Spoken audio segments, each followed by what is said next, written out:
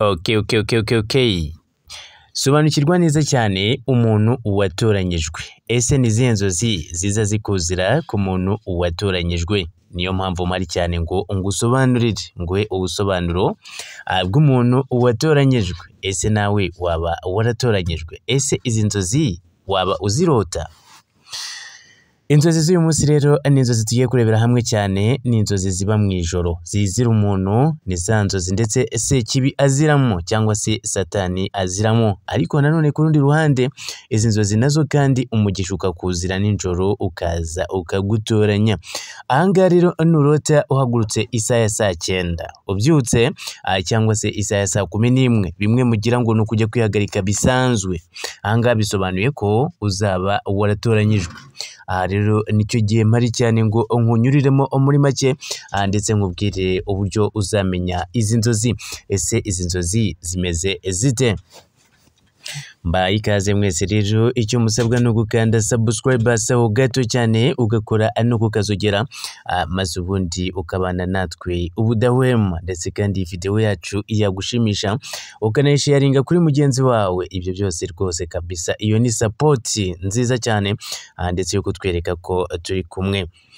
Hagatanga kandi izi nzozi nizisobanura neza cyane ukumva byarakubayeho, umpe comment yaso gato umbwira uti rwose neza umbwira uti nizo. Hagatanga nanone kandi turagenda dusobanukirwa neza cyane. Ese ijoro riberamo ibiki? Ese iri joro koko imyuka mibi ya Sekibi irazamuka? Ese bimeze bite? Rero niho ndi cyane ngo mbanze nze ngusobanurire neza cyane ndetse kandi nanakubwire uburyo ushobora kuba waratoranyijwe mu gihe kandi ibyo ngiye kuvuga byaba bikubaho. Komeza ubane natwe gatanu uko kandi. Reka dutangire n'inzozi zacu. Inzozi zacu rero z'uyu munsi, ahangaha tugiye gusobanukirwa neza cyane ahangaha ibibera mu ijoro. Ese mu ijoro bimeze bite? Ni ayahe masaha? Ese umukiranutsi ashobora kuza? Ni hesi y'umwuka ndetse ishobora kuza nijoro koko ukumva koko iyo si uyirimo. Ahangaha rero nk'uko dutangiye n'inzozi zacu, abantu benshi cyane ntabwo bajya basobanukirwa inzozi icyo ari cyo. Hari n'abazirota bakagira ngo wenda ni bya bindi bisanzwe, ndetse kandi bakabifata nka blague. Reka inzozi mu gihe uhumbije ijisho ukumva uri ahandi, uko byagenda kose izo nzozi ziba zakoziye. Hari n'igihe ndetse ujya kuryama gutya ukaryama bashatse kugutema ndetse ugahita ukanguka. Ibyo rero bisobanuye yuko Sekibi yakuziye, ndetse kandi iyo ugize amahirwe ugakanguka ugomba gufata intwaro y'amasengesho ugasenga. Ariko reka dukomeze na za nzozi zacu ndetse zo kumenya ngo ese umukiranutsi watoranyijwe ese ninde? Ese byagenze bite? Hagatanga rero abantu benshi cyane nk'ina mu Rwanda iwacu dukunze kuryama. Hari abaryama saa 12 z'umugoroba, hari n'abaryama saa 1, saa 3 ndetse na saa 4 na saa 5 n'igice na saa 6 zuzuye. Hagatanga rero inzozi ziza zizira umuntu. Ese bimeze biti? Inzozi ziza zizira umuntu akenshi abantu benshi cyane bakunze kurota inzozi mbi cyane, hari n'abarota inzozi nziza. Ahangaha nk'uko bigenda bigaragara, ahangaha amakuru agaragaza ko mu gihe kandi waba uryamye ndetse ukabyuka nyuma y'aya masaha navuze kuva saa 12 kugeza saa 9, mbere yaho ahangaha rwose aha hantu aya masaha bari mabi cyane. Ariko by'ukuri abahanga bemeza neza yuko isaha ya saa 9 kuva saa 9 kugeza saa 12 za mu gitondo, aya niyo masaha y'umwijima, aya niyo masaha ya Sekibi, niyo masaha abajura bibiramo cyane bikomeye cyane, ndetse niyo masaha y'abicanyi. Aya masaha ni mabi cyane nk'uko inzobere zigenda zibigaragaza. Inzobere zigaragaza yuko rero aya masaha niyo umwuka uza ndetse ukakuzaho mu gihe kandi watoranyijwe. Ikizabikubwira ko watoranyijwe nuko kandi ayo masaha kuva saa 9, isaa 9 uzakanguka nk'umuntu ugiye kwihagarika.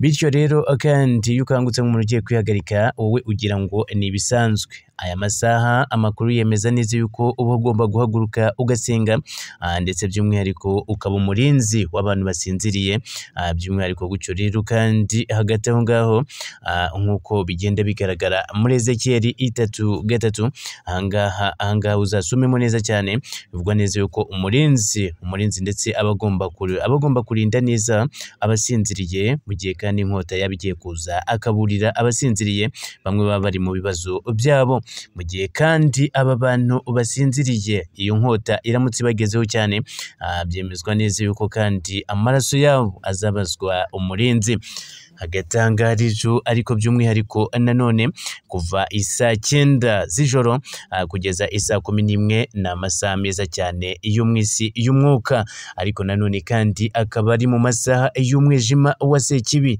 niho Sekibi azamuka na Satani akazamuka hagati rero bikaba ari ibintu biba bikaze by'umwihariko ariko nanone kandi ni ukuvuga ngo ahangaha mu itangiriro muribuka neza yuko Yakobo yaje gukirana na marayika ese byagenze bite ese yabonekewe ate aya masaha niyo rero niyo yazaga ahagana saa 9 kugeza isaa 11 hagatanga rero abantu benshi cyane bibaza ese ni gute Yezu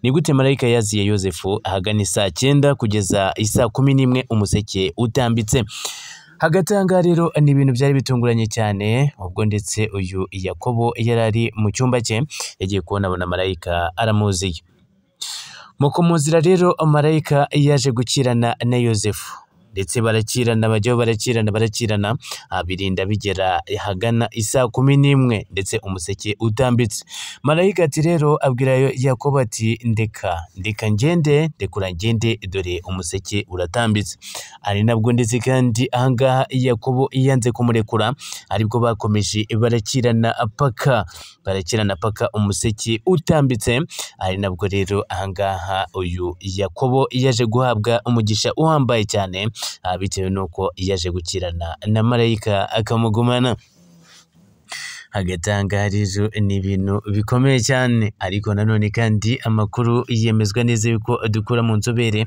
yemeza neza yuko kandi iri joro ry'isaa 9 ni igihe marayika amanuka akaza ndetse gutanga umugisha ku isi ndetse no gukuraho ibibazo ibibazo bikomeye cyane n'ibibazo by'ingorabahizi ku bantu bose bagenda basengera dore ko iyo usenga nta sengesho ry'umunyagara hagati rero abaje gukiza ibibazo kwa muganga badashobora gukiza ni bya bibazo by'isi bikomeye cyane gusa ariko nanone kandi ntiwibagirwe ko aya masaha ya saa 9 niho Sekibi akunze gutwara abantu niho akunze gusarura abantu ndetse akabahitana abandi akabakoresha impanuka ndetse abandi agatuma barotaguzwa nabi ariko amakuru yemeza neza yuko uyu Sekibi niho agaba ibitero bikomeye cyane mu buryo bwo kugira ngo ayobye abantu bamwe nibasengere abandi ndetse gucyo bakagumya bagenda babarindagiza rero ni hahandi uzasanga buke ukangutse saa 9 uzahita ujya muri telefone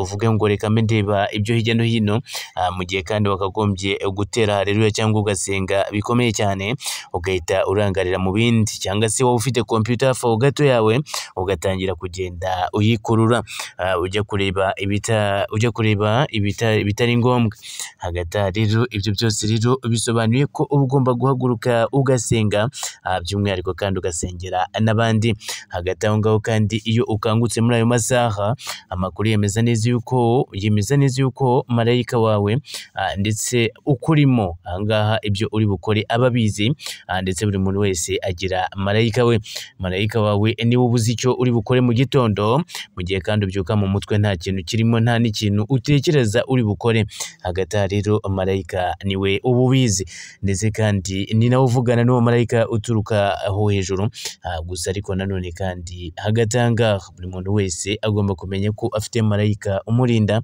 ariko by'umwihariko rero uyu marayika wawe niwe werekana ibyawe niwe kandi niwe ugaragaza ibyawe mu buryo bwihuse hagati rero bisaba kuba ukiranutse gusa nanone kandi hagati ahangaha uyu Yakobo ubwo yakiranaga n'Imana, ntabwo ari Imana, ubwo yakiranaga na marayika. Ahangaha rero ibintu byaje kugenda biba byiza cyane, bimubera byiza ndetse byamubanye umugisha, ari nabwo ndetse Imana yamuhaye umugisha. Muribuka yuko na Yezu Kristo agenda hejuru y'amazi yaje gutangira kugenda muri rugendo ahagana ngo isaa 9, ndetse ahangaha rero bikaba binavugwa neza yuko ari isaha nziza y'umugisha, ari nabwo ndetse kandi abakiranutsi b'abahanga bemeza neza yuko iyi saha isaa 9 yigeze barabyuka, ndetse kandi bagasingiza Imana, bagashimira Imana kuba ndetse uyu munsi ndetse ugiye kugenda neza. Hagati ahangaha rero nakubwira ngo niba nawe ukunda gusenga kugira ngo ube uwatoranyijwe, nuko ugomba kumenya isaha ndetse ukamenya n'amasaha marayika amanukiramo. Aya masaha rero kuva isaa 9 kugeza isaa 11, aha rero izi ni inzozi nziza.